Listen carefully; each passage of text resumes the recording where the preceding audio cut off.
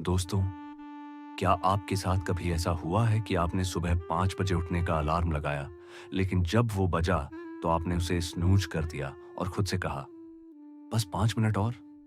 या शायद आपने सोचा कि आज तो जिम पक्का जाऊँगा, पर शाम होते-होते ऑफिस की थकान का बहाना बनाकर आप सोफे पर लेट गए?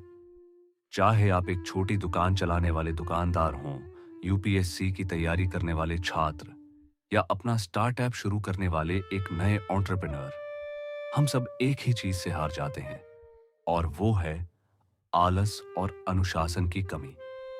आज हम बात करेंगे शेल्डन हाउ की शानदार किताब हाउ टू बी डिसिप्लिन्ड के बारे में। शेल्डन ने सालों तक उत्पादकता, प्रोडक्टिविटी और इंसानी व्यवहार पर रिसर्च की है। उन्होंने हजारों लोगों को उनके पुराने ढर्रे से बाहर निकालकर एक अनुशासित जीवन जीने में मदद की है। यह किताब सिर्फ नियमों के बारे में नहीं है, बल्कि यह आपको आजाद करने के बारे में है। सोचिए, क्या अनुशासन आपको बांधता है या आपको फ्री करता है? शेल्डन कहते हैं, बिना अनुशासन के इंसान अपनी ही इच्छाओं का गुलाम बन जाता है। इस किताब को हम हिंदी में अनुशासन की जादुई चाबी भी कह सकते हैं। फोकस में हिंदी को अभी सब्सक्राइब करिए और बेल आइकॉन दबाइए, क्योंकि यहाँ हम आपकी जिंदगी बदलने वाला ज्ञान हर हफ्ते लेकर आते हैं। चलिए अनुशासन के इस सफर को शुरू करते हैं।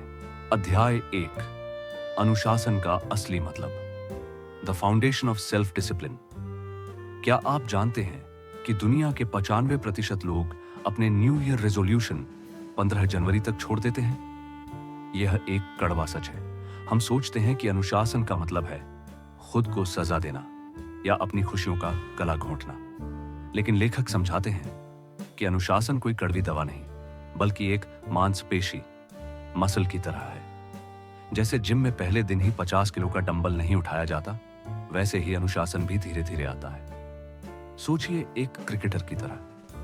जब विराट कोहली मैदान पर चौके छक्के लगाते हैं, तो वो उनकी उस मेहनत का नतीजा होता है जो उन्होंने नेट प्रैक्टिस में की थी, तब भी जब उनका मन नहीं था। अनुशासन का मतलब है वह करना जो जरूरी है, तब भी जब आपका उसे करने का मन ना हो। इस अध्याय में लेखक डिले ग्रेटिफिकेशन की बात करते हैं, यानी आज की छोटी खुशी को कल की बड़ी सफलता के लिए छोड़ देना। यह वैसा ही है जैसे एक किसान फसल काटने के लालच में बीज नहीं खाता, बल्कि उसे जमीन में बोता है और महीनों इंतजार करता है। इस अध्याय का सबक अनुशासन, खुद पर पाबंदी नहीं, बल्कि खुद पर जीत है। अध्याय 2, टाल मटोल की बीमारी का इलाज, क्यूरिंग द प्रोक्रेस्टिनेशन प्लेग। एक डरावना सच यह है कि हम कल के इंतजार में अपनी पूरी जिंदगी गुजार देते हैं और वो कल कभी नहीं आता। टाल मटोल या प्रोक्रेस्टिनेशन असल में समय की कमी नहीं, बल्कि भावनाओं का सही प्रबंधन न कर पाना है। हम उस काम को टालते हैं जिससे हमें डर लगता है या जो हमें बोरिंग लगता है। लेखक यहाँ 5 सेकंड रूल जैसा एक कॉन्सेप्ट समझाते हैं। जैसे ही आपके दिमाग में कोई जरूरी काम आए, 5 4 3 2 1 गिने और तुरंत उठ जाए। अगर आपने 5 सेकंड से ज्यादा सोचा, तो आपका दिमाग आपको बहाने देना शुरू कर देगा। इसे ऐसे समझिए जैसे सर्दियों में सुबह नहाना। आप बाल्टी के पास खड़े होकर जितना सोचेंगे, पानी उतना ही ठंडा लगेगा, लेकिन जैसे ही आप पहला मग्गा डाल लेते हैं, शरीर सुन्न हो जाता है और आप काम निपटा लेते हैं। टाल मटोल को खत्म करने का सबसे आसान तरीका है बस शुरू कर देना। लेखक कहते हैं कि बड़े काम को छोटे छोटे टुकड़ों में बांट लें। अगर पूरी दुकान की सफाई करनी है, तो सिर्फ एक रैक से ही शुरू करें। जब आप छोटा काम पूरा करते हैं, तो दिमाग को डोपामाइन मिलता है, जो आपको अगला काम करने की प्रेरणा देता है। इस अध्याय का सबक, शुरुआत करना ही आधी जंग जीत लेना है।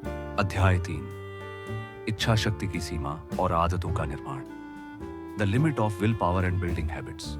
क्या आपको लगता है कि सफल लोगों के पास बहुत ज्यादा इच्छा शक्ति, विल पावर होती है?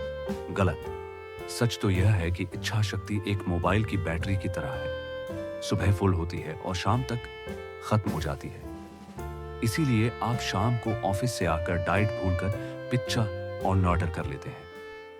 शेल्डन हाउ कहते हैं कि अनुशासन के लिए इच्छा शक्ति पर नहीं बल्कि सिस्टम और आदतों पर भरोसा करें। आदतें वो ऑटो पायलट मोड हैं जो बिना सोचे समझे काम करती हैं। जैसे आप सुबह उठकर ब्रश करते हैं तो आपको सोचना नहीं पड़ता कि आज ब्रश करूं या नहीं, वो बस हो जाता है। एक भारतीय रसोई का उदाहरण लीजिए। माँ को पता होता है कि नमक कहाँ है और हल्दी कहाँ।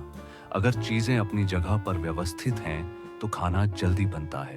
वैसे ही अपने वातावरण को ऐसा बनाइए कि अनुशासन आसान हो जाए। अगर आपको किताब पढ़नी है तो उसे रात को तकिए के पास रख दें। अगर मोबाइल कम चलाना है तो उसे दूसरे कमरे में चार्ज पर लगा दें। अपनी विल पावर को बचाने के लिए फैसले लेना कम करें।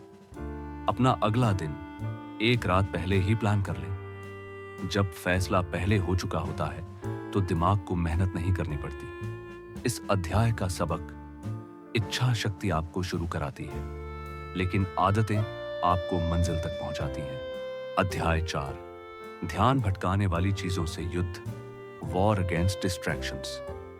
आज की दुनिया में सबसे कीमती चीज सोना या चांदी नहीं है बल्कि आपका ध्यान, अटेंशन है। कंपनियां अरबों डॉलर खर्च कर रही हैं ताकि आपका ध्यान उनके ऐप्स पर रहे। औसत इंसान दिन में 50 से ज्यादा बार अपना फोन चेक करता है। लेखक यहाँ डीप वर्क का महत्व समझाते हैं। बिना किसी रुकावट के लगातार 1 से 2 घंटे काम करना। सोचिए, एक सुनार की तरह जो बारीक नक्काशी कर रहा हो। अगर हर 2 मिनट में कोई उसे आवाज देगा तो क्या वो खूबसूरत गहना बना पाएगा? कभी नहीं। अनुशासित होने का मतलब है नहीं कहना सीखना। उन नोटिफिकेशंस को नहीं कहना, उन फालतू की पार्टियों को नहीं कहना जो आपके लक्ष्य से मेल नहीं खाती। लेखक एक तकनीक बताते हैं, टाइम ब्लॉकिंग। अपने दिन को ब्लॉक में बांट दें। सुबह 9 से 11 सिर्फ काम, कोई फोन नहीं। जब आप अपने काम में डूब जाते हैं तो आप फ्लो स्टेट में पहुंच जाते हैं। यहां समय का पता नहीं चलता और परिणाम जादुई होते हैं। इस अध्याय का सबक, आपका ध्यान ही आपकी सबसे बड़ी संपत्ति है। इसे फालतू चीजों पर जाया न करें। अध्याय 5, असफलता के बाद फिर से खड़े होना, resilience, getting back on track. अनुशासन का मतलब यह नहीं है कि आप कभी नहीं गिरेंगे। इसका मतलब है कि गिरने के बाद आप कितनी जल्दी उठते हैं। बहुत से लोग ऑल और नथिंग वाली सोच रखते हैं। यानी अगर एक दिन डाइट टूट गई तो वो सोचते हैं कि अब तो सब खत्म, चलो आज समोसे भी खा लेते हैं। लेखक इसे द सेकंड मिस्टेक रूल कहते हैं। पहली गलती एक चूक है लेकिन दूसरी गलती एक नई आदत की शुरुआत है। अगर आप जिम नहीं जा पाए तो खुद को कोसे नहीं, बस ये सुनिश्चित करें कि अगली बार आप जरूर जाए। इसे क्रिकेट के खेल से समझिए। अगर एक गेंद पर चौका पड़ जाए तो बॉलर मैच नहीं छोड़ता, वो अगली गेंद और बेहतर डालने की कोशिश करता है। अनुशासन एक मैराथन है, एक 100 मीटर की दौड़ नहीं। इसमें निरंतरता, कंसिस्टेंसी सबसे बड़ी चाबी है। खुद के प्रति दयालु रहें लेकिन फर्म रहे। अनुशासन कोई जेल नहीं है, यह खुद से किया गया एक प्यार भरा वादा है कि मैं बेहतर बनूंगा। इस अध्याय का सबक, परफेक्शन के पीछे मत भागिए, प्रोग्रेस के पीछे भागिए। अध्याय 5, असफलता के बाद फिर से खड़े होना, resilience, getting back on track. अनुशासन का मतलब यह नहीं है कि आप कभी नहीं गिरेंगे।